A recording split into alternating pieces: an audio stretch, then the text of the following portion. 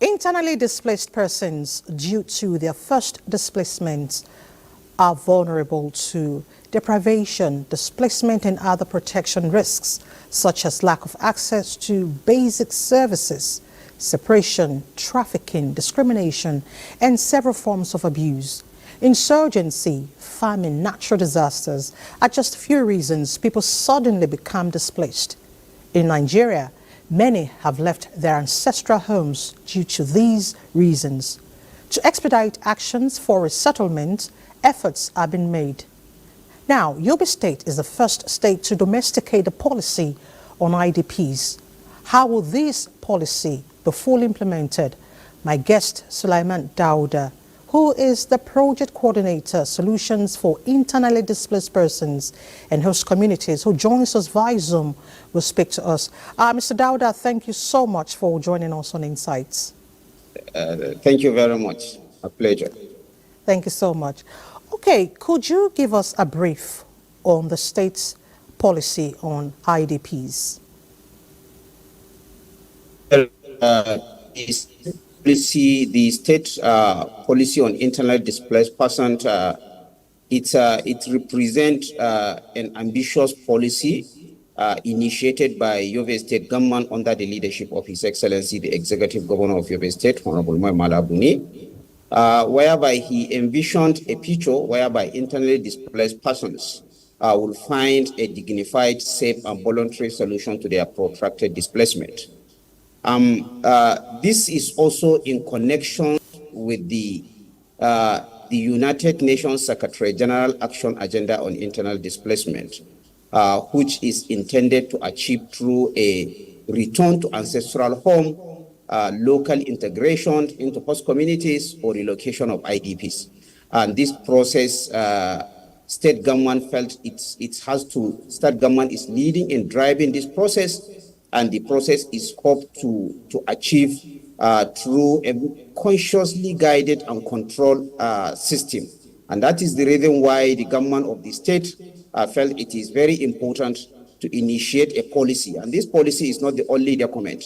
Tell us, how would this foster reintegration, since your state, actually we heard, does not have an IDP camp? The IDP policy will give the Yobe State government a strategic direction in terms of the government intention and plans for the IDP. And then it's also help the government to align whether they want to locally integrate into host community or whether they want to relocate to a safe location. Alignment with the global best practices and standards. And then it's another very important aspect why the state government is conceiving this policy is the issue of displacement. It is beyond a crisis issue. It is now a development issue, because most of these internally displaced persons in Yobe State, they are more than 500,000. They are already, the infrastructure in some of these host communities that is currently residing within is overstretched. So government has to invest into this infrastructure, both in human capital development, like the health, the educations, the water, the sanitation, etc. All right. Okay, now I will be very gender sensitive this time around. Are women and children well captured in this policy? Yeah, thank you very much. Let me start by the goals of the policy. The goal of the policy is to protect, assist and integrate IDPs in the states in compliance with both the national and the international standards. And then, of course, one of the most important policy objectives is to comprehensively protect the IDPs' rights, safety, and security. So, and without this policy in place, there is a possibility whereby some vulnerable group within the IDP community will stand to have a disadvantage. The policy rights and safety of the IDPs is looked at from two categories. The first category is the general rights of the IDPs, which look at their rights for protections and assistance either during or after they have been displaced. It is where they want to stay that the government will support them to stay. And then issues of right to access to things like shelter and basic amenities And then also essential services, non-discrimination. These are basic rights enshrined within the policy.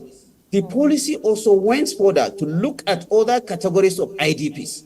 And in this one, 4 important categories of IDP the policy has identified to be supported.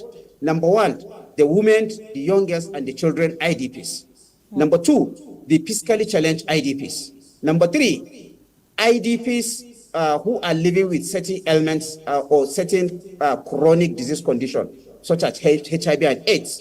And then it's also look at rights of elderly internally displaced persons, especially looking at those elderly IDPs that are above the age of 70. So I think I can comfortably say that the policy is a comprehensive, all-encompassing document that has looked at all the categories of the IDPs, whether it is women, whether they are young girls, whether they are children, whether they are physically challenged, whether they have some diseases, whether they are elderly. So the policy, and that is why the policy is the document that will guide the state in terms of having a structured and a controlled intervention.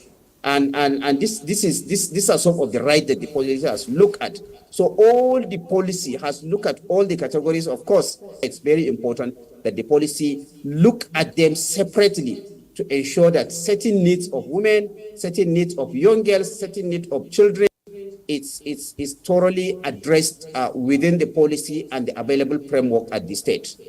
Thank you. I'm very happy for your explanation, and that is because of my gender, the female gender.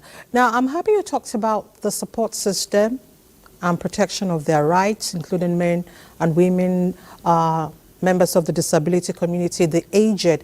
Now, still on support system, for any IDP willing to return to Yobe State, let's talk about livelihood programs. What is in place for them, for anyone willing to return, in terms of job and empowerment?